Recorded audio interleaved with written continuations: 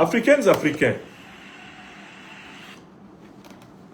le FMI et la Banque mondiale assassinent économiquement les peuples africains depuis plusieurs décennies. Je vais vous expliquer pourquoi et comment. Commençons par pourquoi. Le FMI et la Banque mondiale sont des organisations financières internationales occidentales qui ont été créées à l'issue de la Deuxième Guerre mondiale. Elles ont été créées pour répondre au problème fondamental de l'Occident. L'Occident a un problème fondamental. C'est que l'Occident est économiquement pauvre en ressources naturelles stratégiques. Dans le sous-sol d'Occident, il n'y a pas d'or. Il n'y a pas de pétrole. Il n'y a pas de manganèse. Il n'y a pas de lithium. Il n'y a pas d'uranium. Il n'y a pas de gaz. Il n'y a pas dans le sous-sol de l'Occident, eh bien, de diamants.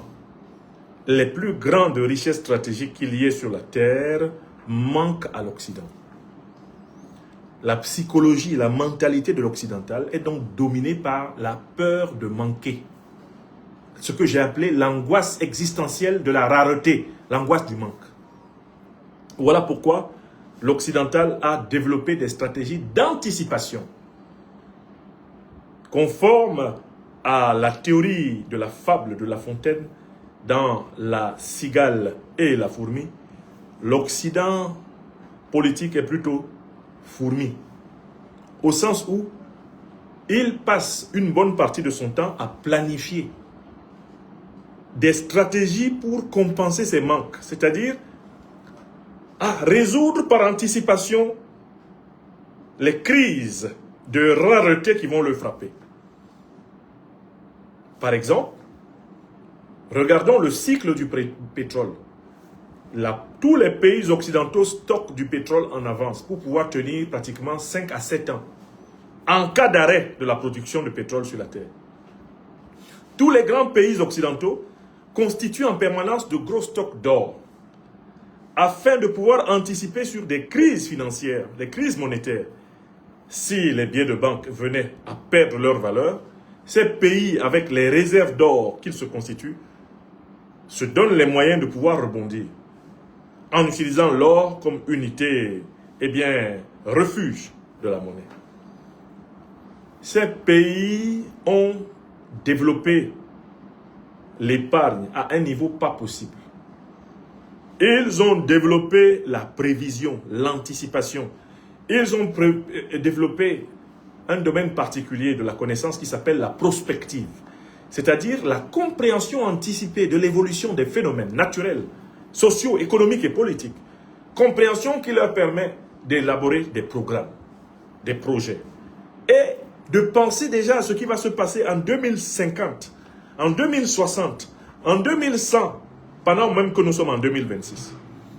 Et que la plupart des pays africains et des peuples africains sont dans une planification à très court ou, quand c'est extraordinaire, à moyen terme, les pays occidentaux sont installés depuis pratiquement 600 ans dans la planification de long terme.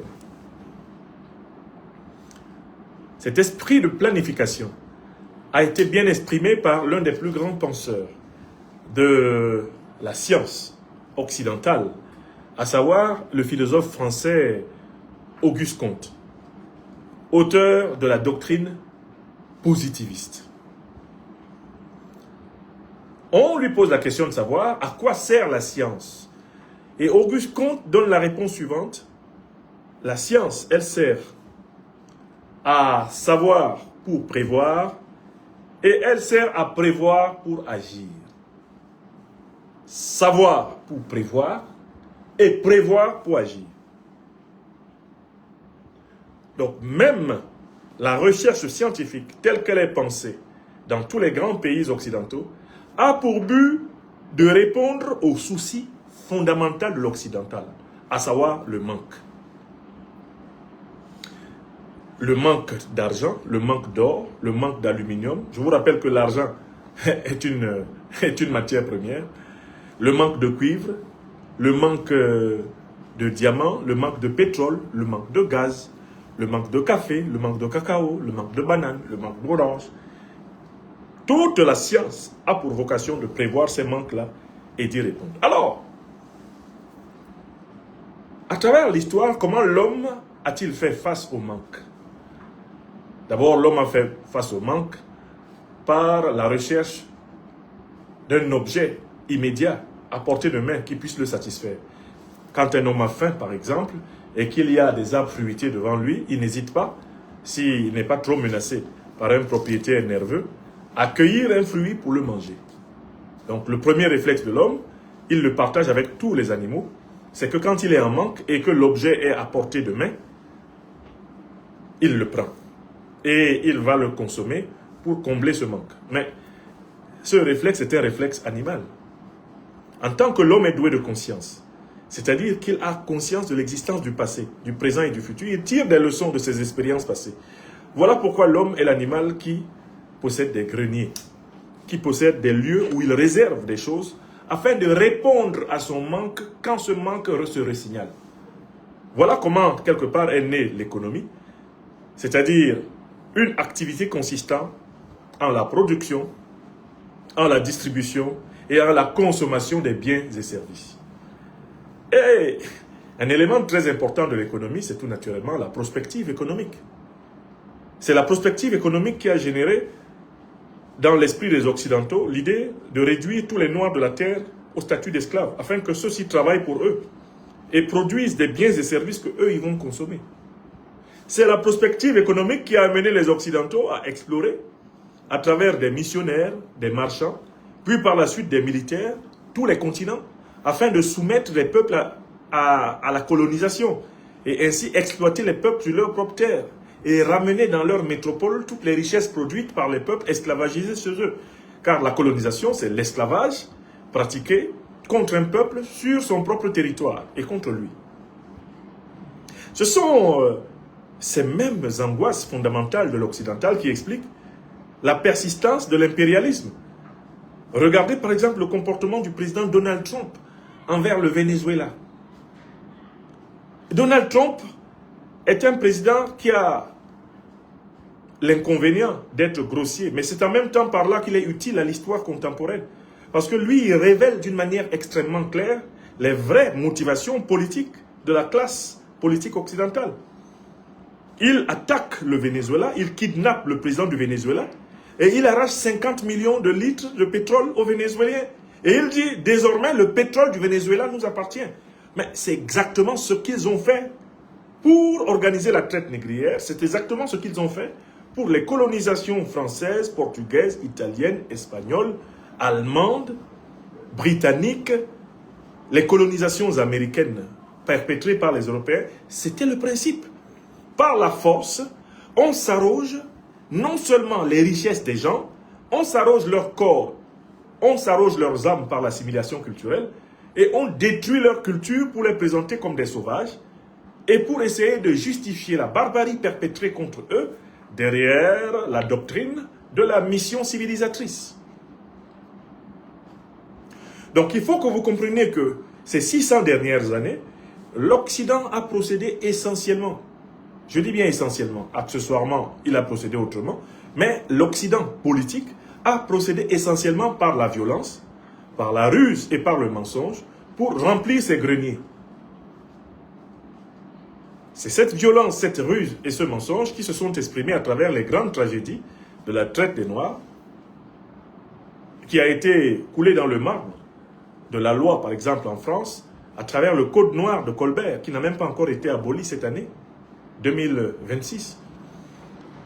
Donc ils ont utilisé la violence, violence négrière, violence coloniale, violence néocoloniale, violence impérialiste, comme vous le voyez dans le comportement des États-Unis contre l'Iran.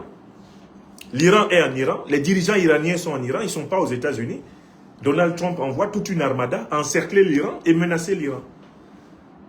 Dire à l'Iran, si vous ne négociez pas, c'est-à-dire si vous ne donnez pas votre pétrole, nous allons vous bombarder. C'est exactement le message qu'il a tenu envers le Venezuela. Mais en fait, c'est ce message que l'Occident tient au monde entier depuis 600 ans. Si vous ne faites pas notre volonté, nous allons vous braquer, nous allons vous tuer, nous allons vous déporter, nous allons vous exterminer, nous allons vous assimiler, nous allons vous écraser si vous ne faites pas notre volonté. L'expansion négrière, l'expansion coloniale, l'expansion néocolonialiste et l'expansion impérialiste sont en réalité un régime de la violence barbare pure. Donc c'est pour régler son problème fondamental que l'Occident a inventé la traite négrière, a inventé la colonisation. Je ne dirais pas complètement inventé parce qu'il y a eu des colonisations avant les colonisations occidentales, mais la colonisation sous la forme que nous connaissons aujourd'hui est une invention occidentale. C'est une idée occidentale. D'autant plus que cette colonisation s'est accompagnée de justifications intellectuelles, justifications religieuses, de toutes sortes. Toute cette notion de mission civilisatrice est une catégorie théologico-politique. Bon. Donc, il y a eu la force, il y a eu donc cette violence qui, depuis 600 ans, s'abat sur le monde. Et dont l'attaque du Venezuela, le génocide du peuple palestinien, l'attaque en préparation contre l'Iran, toutes les guerres que nous avons connues, prenons seulement au XXe siècle ou en ce XXIe siècle, tout cela est la mise en œuvre de cette barbarie de l'Occident. Monsieur Sarkozy, vous êtes là? Venez nous rappeler quelle est la région la plus criminelle de l'histoire de l'humanité. Il faut qu'on donne la parole à un barbare, afin que nous mangions, selon le proverbe africain, notre piment dans sa propre bouche. Monsieur Sarkozy, quel est le continent le plus barbare, le plus sauvage de l'histoire de l'humanité? Sarkozy. Sarkozy lui-même, assassin de Muammar el-Kadhafi, eh bien, il va nous dire quel est le continent le plus sauvage et le plus barbare de l'espèce humaine connue. Alors, allons-y, monsieur Sarkozy, faites vite. J'ai pas le temps. Je vais vous dire une chose. Oui, allez-y. L'Europe, oui, de tous les continents du monde, très bien. est le continent le plus brutal, Oui, où il y a eu les guerres les plus sauvages. très bien. C'est pas l'Afrique, c'est pas l'Asie, Très bien, c'est l'Europe. très bien. Et je vais vous dire autre chose. Ouais. C'est pas au Moyen-Âge, c'est au XXe siècle. Même au Moyen-Âge, c'était le cas. Il n'a pas bien fait ses cours d'histoire. Sarkozy était nul à l'école. Il a eu beaucoup de mal à avoir le bac. En fait, ses carences en histoire ne nous étonnent pas. C'était un mauvais élève. Mais là, il y a quand même un aveu important. Hein?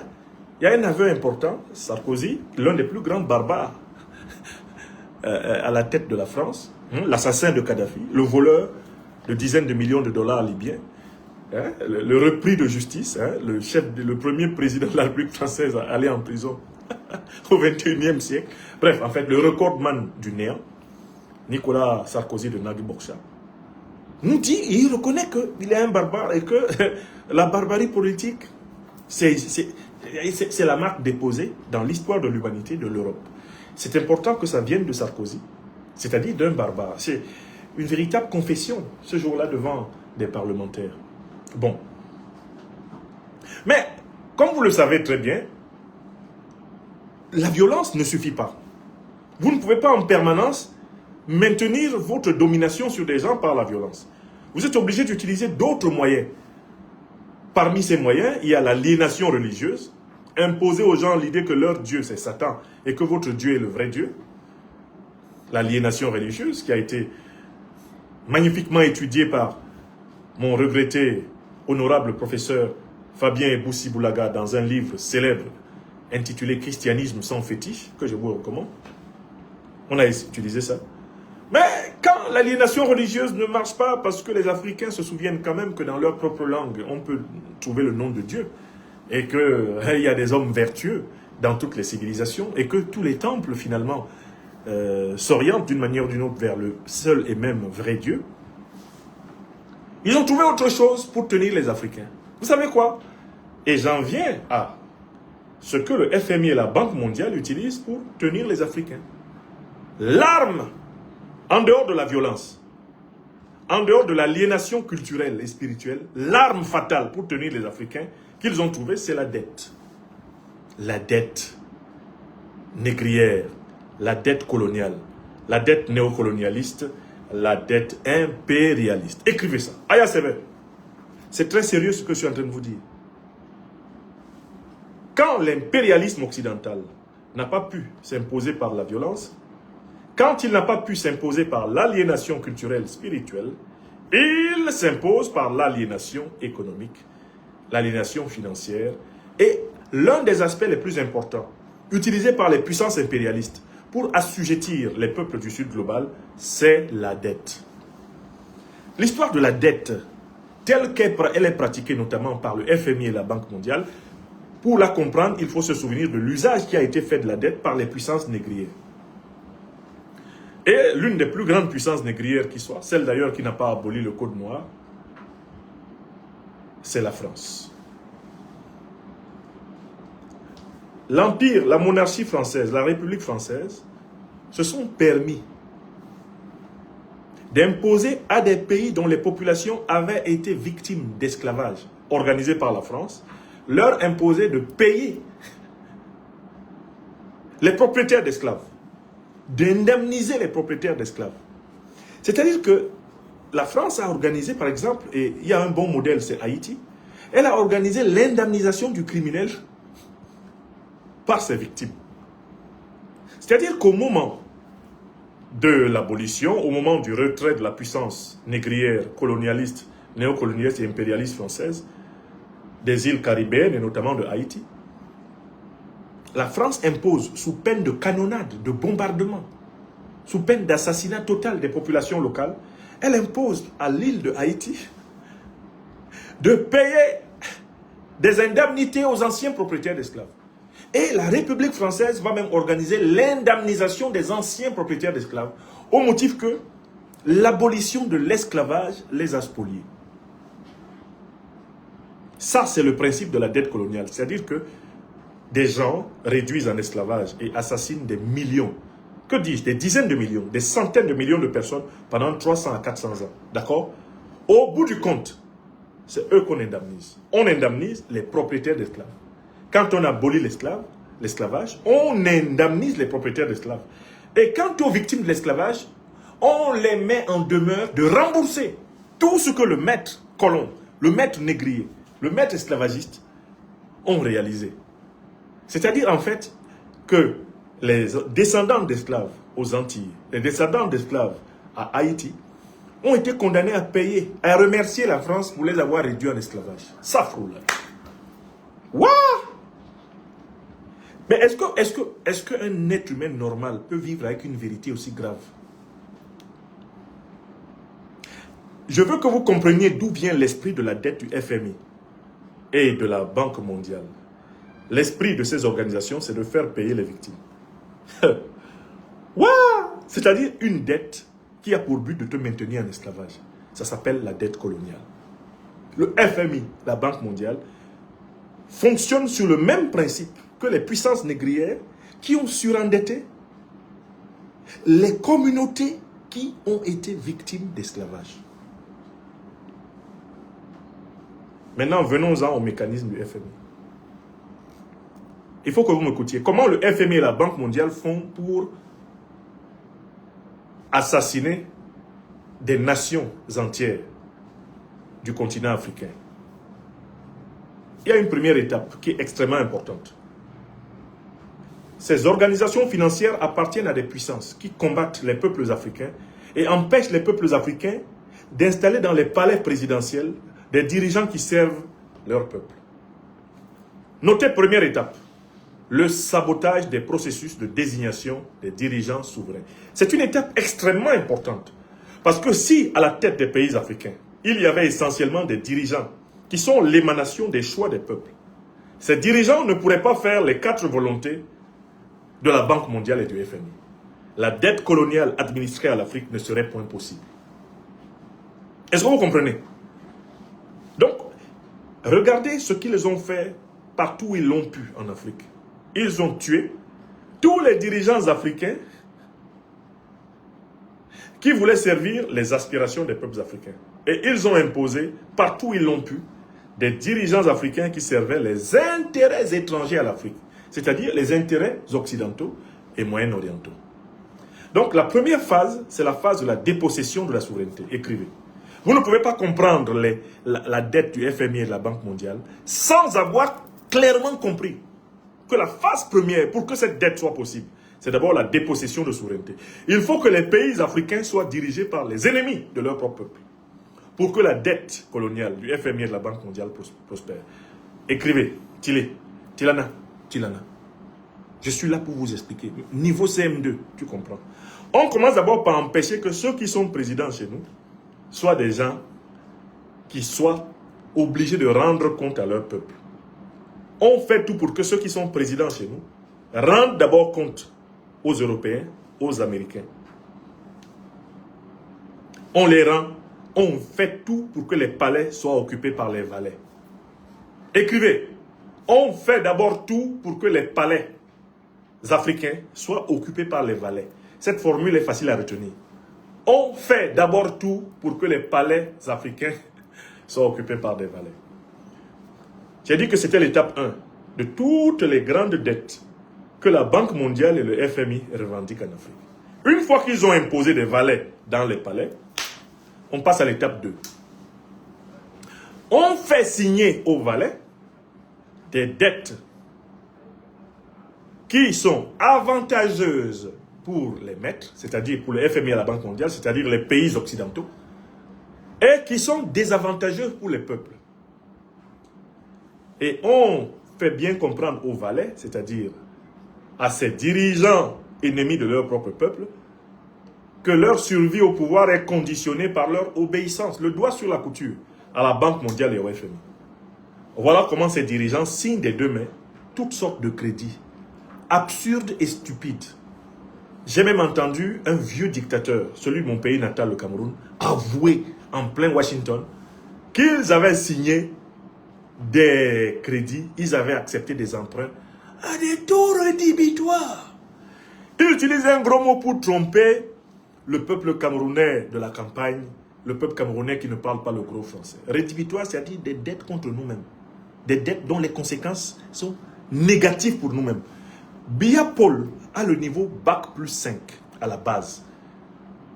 Il a eu une licence en droit et un diplôme d'études supérieures en droit. C'est-à-dire que intellectuellement, cet homme est outillé pour comprendre que quand il prend une dette au nom du Cameroun, cette dette peut être rédhibitoire, c'est-à-dire qu'elle peut se retourner contre le Cameroun. Mais il n'a fait que faire ça et il continue. Pourquoi? Parce qu'on lui a dit, si tu ne le fais pas, on va te renverser. Parce que c'est nous qui t'avons mis là. En 1987, il a dit, je suis le meilleur élève de la France. Quand Paris me dit, accepte la dette, j'accepte. J'accepte pourquoi? Parce que pour moi, faire de la politique, c'est simplement tout faire pour être président.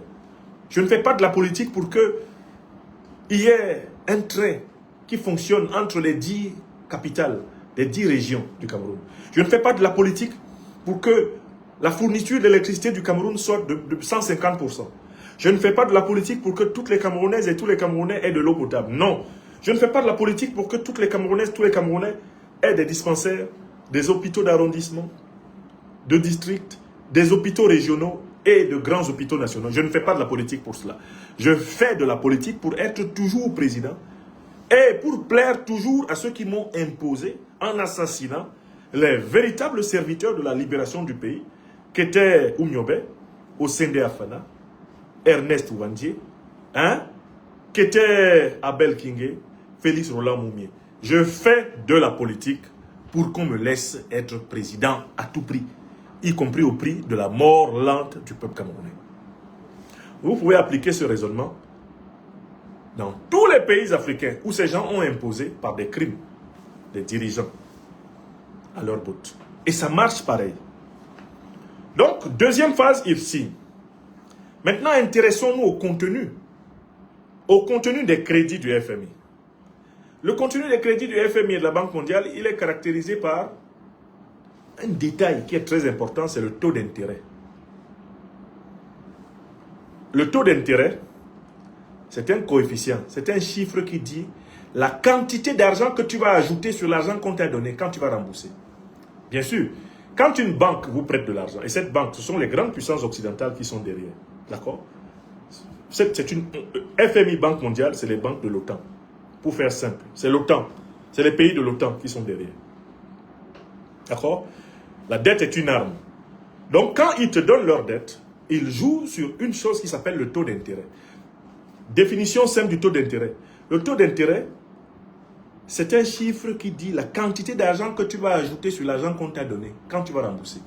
Donc, si on te prête, par exemple, mettons 1000 francs CFA, et on dit que le taux d'intérêt est de 10%, donc, quand tu vas rembourser les 1000 francs là, tu ajoutes 10% de 1000 francs, c'est-à-dire tu ajoutes 100 francs CFA dessus, et puis ça fait donc 1100 francs ce que tu ajoutes. Vous avez compris le taux d'intérêt? C'est le pourcentage que tu vas ajouter. D'abord, tu rembourses le capital. Et ensuite, tu vas rembourser donc, en quelque sorte, leur taux d'intérêt. C'est-à-dire ce qu'eux, ils te demandent d'ajouter parce qu'ils t'ont quand même donné leur argent et ils ont risqué quelque chose en te donnant leur argent. Hein? Or, qu'est-ce qui caractérise donc les taux d'intérêt du FMI et de la Banque mondiale? Vous savez ce qui caractérise ces taux d'intérêt? C'est qu'ils sont variables. Safroula. Ah! Wow! C'est-à-dire que s'il t'a prêté de l'argent, on est en 2026, en te disant que c'est de l'argent à 5%,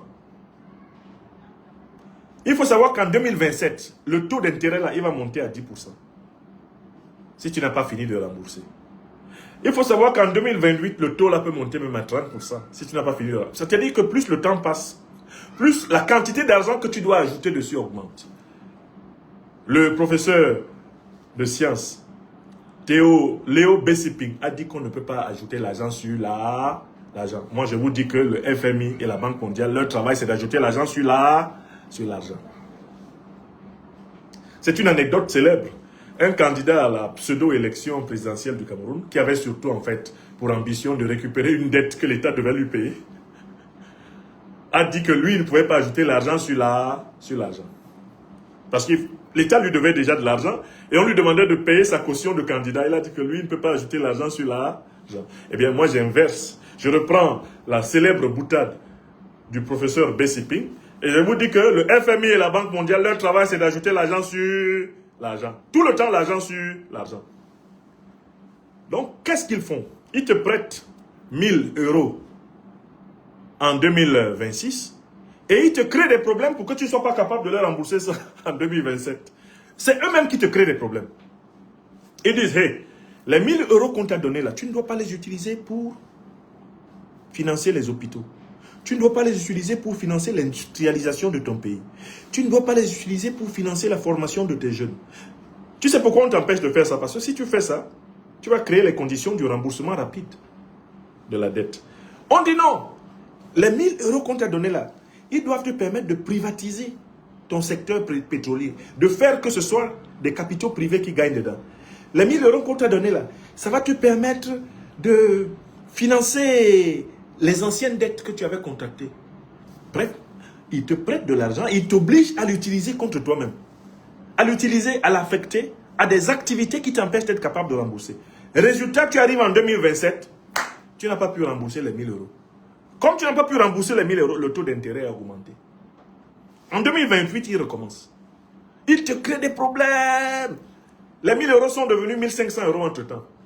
En 2028, il te crée toutes sortes de problèmes. Quand tu veux utiliser les 1500, les 1000 € pour affecter pour des activités qui vont permettre de... On dit non. Attention. Si tu commences à faire comme ça, ça veut dire que tu cherches à avoir des problèmes. Tu veux un coup d'État? Tu veux une rébellion? Qu'est-ce que tu veux? On t'a dit d'affecter l'argent là. Mais donne cet argent-là, par exemple, oui, donne ça au développement du numérique, donne ça pour le progrès des LGBT. Il faut donner ça pour les LGBT. Il faut financer les lobbies LGBT avec ça. Il faut encourager. Finance. Tu dis, hey, bon, lobby LGBT, ça peut quand même attendre. J'ai un petit problème, c'est que les semences manquent. Aïe, aïe, aïe, aïe, aïe. Ne finance pas les semences. Tu es malade. Au contraire, finance les OGM. Donne l'argent là pour financer les OGM, la modification des semences, pour que ce soit nos firmes qui contrôlent les semences de ton pays. Allez, donne ça. Voilà comment tu te retrouves en 2028, tu dois déjà payer 2000 €. Tu avais emprunté 1000 €. Donc, écoutez-moi bien, les dettes de la Banque mondiale et du FMI, elles sont conçues de telle façon qu'elles augmentent en permanence, devenant par là même irremboursables. Et c'est ce phénomène qu'on appelle le surendettement. Énorme longueur. Wasengi Boam. Ayamewa. Nyambu Mame. Ils vous prêtent de l'argent. Ils organisent des croche-pieds pour que vous ne soyez pas capable de rembourser. Pendant que vous n'êtes pas capable de rembourser, les taux d'intérêt augmentent. Pendant que les taux d'intérêt augmentent, qu'est-ce qu'il vous reste à faire pour pouvoir fonctionner? Que vous reste-t-il à faire pour pouvoir fonctionner? Il n'y a que deux cas. Premier cas, vous prenez un crédit pour rembourser les crédits. Ou deuxième cas, vous donnez davantage des ressources naturelles de votre pays pour rembourser les crédits. Vous payez en nature. Donc le FMI amène plusieurs pays africains à la pendaison ou tout simplement à la mort par noyade. La pendaison, c'est quoi? Tu continues à prendre des dettes, tu prends des dettes, tu prends des dettes, tu prends des dettes, tu prends des dettes. De telle façon qu'à un moment donné, tu es tellement endetté qu'aucune dette ne te permette de payer la dette. C'est ce que j'appelle la noyade. La noyade, la mort par noyade. Tu es noyé par tes propres dettes. Ça fait donc ce qu'on appelle un pays en faillite. Et c'est la situation dans laquelle plusieurs pays africains se sont retrouvés. C'est le cas par exemple du Ghana. Ils ont une deuxième méthode. Ça, ce n'est pas la noyade, c'est la pendaison. Donc, là, ils te disent de donner les richesses matérielles de ton pays. De donner tes richesses. Donc, tu vas donner ton uranium, tu vas donner ton or, ton pétrole, ton cacao, ton café, tu vas donner ton bois. Cadeau! Et c'est pour ça qu'ils te demandent de payer dans la monnaie de ton pays. C'est-à-dire de leur donner suffisamment de monnaie pour qu'ils puissent acheter tout ton pays avec ta propre monnaie. Ah non, remboursez-nous en franc CFA. Voilà comment le franc CFA disparaît des caisses de l'État, se retrouve dans les mains du FMI, et le FMI achète la forêt, le FMI achète les terres, le FMI rachète les entreprises d'État, le FMI rachète les mines, le FMI rachète tout, et il devient propriétaire du pays. L'expropriation, c'est la pendaison d'un pays. Quand un État ne possède plus ses propres terres, il ne possède plus ses propres sous-sols, un État ne possède plus ses propres réserves d'or, il est obligé de les déposer dans les coffres-forts de la Banque mondiale, c'est terminé. Voilà une colonie, une néocolonie. L'impérialisme financier occidental a gagné. Vous qui êtes là, qui n'a pas compris, je vous mets au défi, celui qui est capable de démentir une seule virgule de ce que j'ai dit, qu'il fasse une vidéo pour démentir. Je résume. Comment le FMI et la Banque mondiale assassinent-ils les pays africains? Ils les conduisent à des dettes suicidaires. Ils les conduisent à la noyade dans le crédit pour rembourser le crédit. Le crédit pour rembourser le crédit du crédit. Le crédit est terminé. Ils les conduisent à l'expropriation de leurs ressources naturelles qui sont données comme hypothèque. Et n'oubliez pas quel est le problème que le FMI et la Banque mondiale veulent résoudre. J'ai parlé de ce problème au début de cette conférence. Ils ont un seul problème, c'est qu'ils sont naturellement pauvres. Les pays occidentaux sont naturellement pauvres. La guerre, la ruse, le mensonge et la dette sont des outils qu'ils ont inventés pour compenser artificiellement leur pauvreté réelle. La dette est profondément raciste, la dette est profondément coloniale. La dette est une rançon, la dette est une véritable arnaque. La dette est un chantage.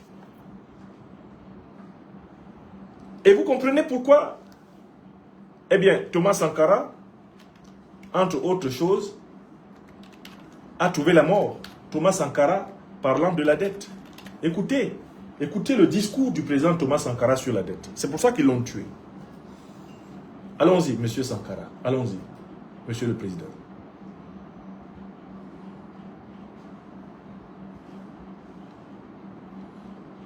On va l'écouter sur la dette. Thomas Sankara sur la dette, c'est pas long. Je vous prends la version en français.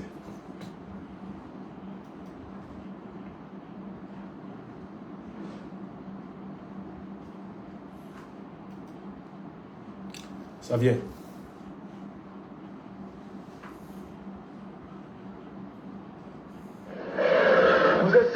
dette Écoutez. s'analyse d'abord de par ses origines. Ouais. Les origines de la dette remontent aux origines du colonialisme. Très bien. Ceux qui nous ont prêté de l'argent, Ouais. ce sont ceux-là qui nous ont colonisés. Très bien. Ce sont les mêmes qui géraient nos États et nos économies. Ce sont les colonisateurs qui endettaient l'Afrique auprès des bailleurs de fonds, leurs frères et cousins. Namou. Nous étions étrangers à cette dette. Nous ne pouvons donc pas la payer. Astaghfirullah. La dette, c'est encore le néocolonialisme où les colonisateurs se sont transformés en assistants techniques. Ouais. En fait, nous devrions dire qu'ils se sont transformés en assassins techniques. Assassin technique. Et ce sont eux qui nous ont proposé des sources de financement, des bailleurs de fonds internes que l'on emploie chaque jour, comme s'il y avait des hommes dont le paillement suffisait à créer le développement chez les autres. Safrullah. Ces bailleurs de fonds nous ont été conseillés, Ouais. recommandés. Comme Ouattara. On nous a présenté des montages financiers alléchants, Très alléchant. des dossiers.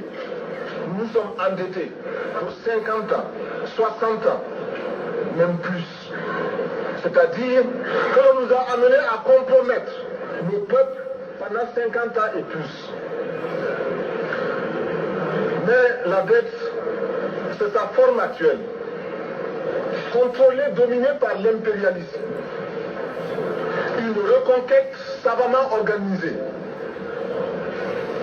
pour que l'Afrique, sa croissance, son développement obéissent à des paliers, à des normes qui nous sont totalement étrangères, faisant en sorte que chacun de nous devienne l'esclave financier, c'est-à-dire l'esclave tout court, de ceux qui ont eu l'opportunité, la ruse, la fourberie de placer les fonds chez nous avec l'obligation de rembourser. Safrullah. On nous dit de rembourser la dette. Ce n'est pas une question morale. Ce n'est pas une question de ce prétendu honneur que de rembourser ou de ne pas rembourser. Monsieur le Président, nous avons écouté et applaudi le Premier ministre de Norvège lorsqu'elle est intervenue ici même. Qu'est-ce qu'elle est venue Elle faire a là? dit, elle qui est européenne, que toute la dette ne peut pas être remboursée. La dette ne peut pas être remboursée.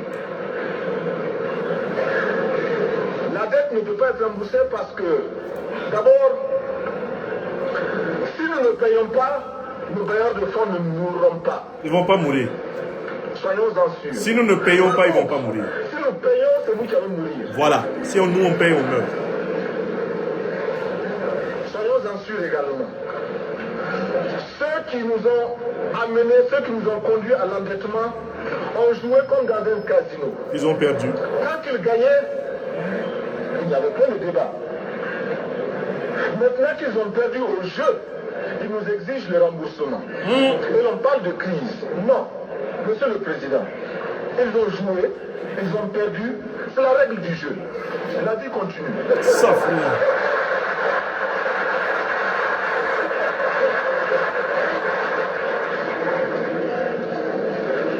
Nous ne pouvons pas rembourser la dette parce que nous n'avons pas de quoi payer. Nous ne pouvons pas rembourser la dette parce que nous ne sommes pas responsables de la dette. Nous ne pouvons pas payer la dette parce qu'au contraire les autres nous doivent ce que les plus grandes richesses ne pourront jamais payer, c'est-à-dire la dette de sang. Eh oui. C'est notre fin qui a été versée. On parle du plan Marshall Ouais. qui a refait l'Europe Ouais. économique. Très bien. Mais on ne parle jamais du plan africain qui a permis à l'Europe de faire face aux hordes hitlériennes lorsque leur économie était menacée, leur stabilité était menacée. Quand c'est vrai, c'est vrai. Hein? Qui a sauvé l'Europe? C'est l'Afrique. Eh. On en parle très peu. On en parle si peu que nous ne pouvons pas, nous, être complices de ce silence ingrat. Safrullah. Si les autres ne peuvent pas chanter nos louanges, nous avons au moins le devoir de dire que nos pères furent courageux et que nos anciens combattants ont sauvé l'Europe et finalement ont permis au monde de se débarrasser du nazisme. C'est ça. La dette, c'est aussi la conséquence des affrontements. Et lorsque l'on nous parle aujourd'hui de crise économique, on oublie de nous dire que la crise n'est pas venue de façon subite. La crise existe de tout temps. Et elle ira en s'aggravant chaque fois que les masses populaires seront de plus en plus conscientes de leurs droits face aux exploiteurs. Il y a crise aujourd'hui parce que les masses refusent que les richesses soient concentrées entre les mains de quelques individus. C'est vrai. Il y a crise parce que quelques individus déposent dans des banques à l'étranger des sommes colossales qui suffiraient à développer l'Afrique. Il y a crise parce que face à ces richesses individuelles, Sassou et consorts, les masses populaires refusent de vivre dans les ghettos, dans les bas quartiers. Il y a crise parce que les peuples partout refusent d'être dans Soweto face à Johannesburg. Il y a donc lutte. Et l'exacerbation de cette lutte amène les tenants du pouvoir financier à s'inquiéter. Très bien. On nous demande aujourd'hui d'être complices de la recherche d'un équilibre. Équilibre en faveur des tenants du pouvoir financier, équilibre au détriment de nos masses populaires. Non, nous ne pouvons pas être complices. Non, nous ne pouvons pas accompagner ceux qui sucent le sang de extraordinaire et qui vivent la sueur de nos peuples. Et nous oui. ne pouvons pas les accompagner dans leur démarche assassine. Oui, c'est des assassins. Ce sont des assassins. Nous entendons parler de Le FMI et la Banque mondiale pratiquent la finance du crime. Club de Paris, club de partout. Nous entendons parler du groupe des 5, du groupe des 7, du groupe des 10, peut-être du groupe des 100, et que sais-je encore. Il est normal que nous créions notre club et notre groupe. Faisons en sorte que dès aujourd'hui, Écoutez bien. Addis Abeba devienne également le siège, le centre d'où partira le souffle nouveau. Eh bien, Le club d'Addis Abeba. Nous avons le devoir aujourd'hui de créer le front uni d'Addis Abeba contre la dette. contre la dette. Ce n'est que de cette façon que nous pourrons dire aux autres, en refusant de payer la dette, nous ne venons pas dans une démarche belliqueuse. Au contraire, c'est dans une démarche fraternelle pour dire ce qui est. Du reste, les masses populaires en Europe ne sont pas opposées aux masses populaires en Afrique. Mais ceux qui veulent exploiter l'Afrique, ce sont les mêmes qui exploitent l'Europe.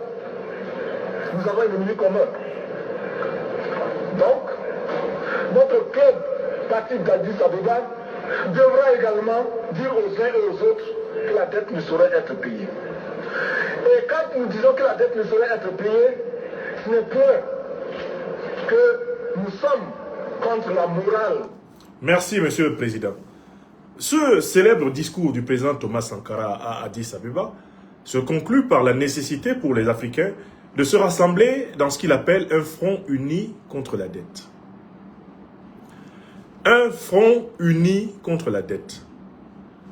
Et le président Sankara souhaitait que ce front uni contre la dette aurait souhaité qu'il fût créé à Addis Abeba, siège à l'époque de l'Organisation de l'Unité africaine et actuellement siège de l'Union africaine. C'est la seule prévision qui malheureusement était inexacte. Si le président Sankara était vivant aujourd'hui, il serait, j'en suis convaincu, d'accord que ce n'est pas à partir d'Addis Abeba que peut se constituer le front uni contre la dette. Pourquoi? Parce que l'Union africaine est une organisation de vassaux néocolonisés. Et quand le président Sankara parlait ainsi, eh bien, la plupart des dirigeants africains qui étaient assis étaient au contraire au service de ceux qui allaient éliminer le président Sankara, c'est-à-dire au service du FMI et de la Banque mondiale. La solution à cette situation, elle consiste d'abord, premièrement, à entrer dans une immense protestation collective contre les crédits du FMI et de la Banque mondiale. Nous devons inciter nos gouvernants à ne plus avoir recours à ces crédits. Pourquoi? Parce que ce sont des crédits qui, d'une manière ou d'une autre, visent à nous maintenir sous tutelle, nous maintenir sous la domination. Premier axe. Deuxième axe, il faut mettre la pression sur ces institutions, sur les représentants de la Banque mondiale et du FMI. Parce qu'en réalité, ce sont des représentants de l'assassinat financier, monétaire et économique de l'Afrique. Ils ne sont pas moins nocifs que les institutions du franc CFA. Ils ne sont pas moins nocifs finalement que les terroristes d'Al-Qaïda et de l'État islamique qui ensanglantent notre sous-continent. Voilà pourquoi il faut appeler au démantèlement et au retour total du FMI et de la Banque mondiale, eh bien, à leur siège aux États-Unis. Que tous aillent là-bas. Nous avons tous intérêt à appeler à leur départ de toutes les capitales africaines, comme ont été délogées au Mali, au Burkina Faso et au Niger, eh bien, les missions des Nations Unies, qui étaient implicitement en complicité avec les organisations terroristes et les puissances néocolonialistes et impérialistes occidentales. Le mécanisme utilisé par le peuple malien pour se débarrasser de la MINUSMA est le même qui devra être utilisé pour se débarrasser du FMI et de la Banque mondiale. Et toute l'Afrique a intérêt à aller vers l'autonomie financière. Voilà pourquoi il faut saluer la création ici au Sahel de la banque d'investissement du Sahel. Cette banque d'investissement a précisément vocation de mettre fin à la dépendance des États de l'Alliance des États du Sahel envers le FMI et la Banque mondiale. Partout doivent naître des banques d'investissement. Et vous savez que le corollaire de tout ceci, ce sera de marcher à pas de géant, de marcher à pas forcé, à pas courageux, certes lucide, prudent, mais de marcher vers l'indépendance monétaire. Si le Fonds monétaire international fonctionne et peut encore assassiner plusieurs économies africaines, c'est en bonne partie parce que l'Afrique est sous la suprématie du dollar, de l'euro et du franc CFA. Il est donc extrêmement important de briser ces monnaies impérialistes, ces monnaies coloniales et néocoloniales, et affirmer des monnaies souveraines, des monnaies indépendantes, permettant aux Africains d'être les maîtres de leur propre insertion dans l'économie mondiale. Nous devons déraciner le FMI et la Banque mondiale dans la dépendance de nos gouvernements envers leur financement, dans la présence de leurs représentants dans nos capitales. Ils doivent partir, qu'ils aillent prêter leur argent, par exemple, aux pays occidentaux qui sont en faillite. Et nous devons très clairement, partout à travers l'Afrique, créer des banques nationales et régionales d'investissement et devenir les maîtres entiers de la transformation et de la valorisation de nos ressources. C'est ce que je voulais très clairement affirmer en vous présentant le mécanisme criminel du FMI et de la Banque mondiale. J'espère que celles et ceux qui suivent cette conférence ont compris comment le FMI et la Banque mondiale assassinent les économies africaines et auront compris par la conclusion que je viens de donner en m'appuyant sur le visionnaire président Thomas Sankara, la nécessité que nous avons de nous unir contre la dette coloniale. Un, pour la récuser, parce que les réparations qui sont dues à l'Afrique sont supérieures à cette nullissime dette coloniale. Deux, pour pouvoir, par nous-mêmes, organiser l'investissement financier, l'investissement industriel dans le continent africain. Et puis pour nous débarrasser de ces tuteurs économiques et financiers qui sont en réalité des sangsues. Des sangsues.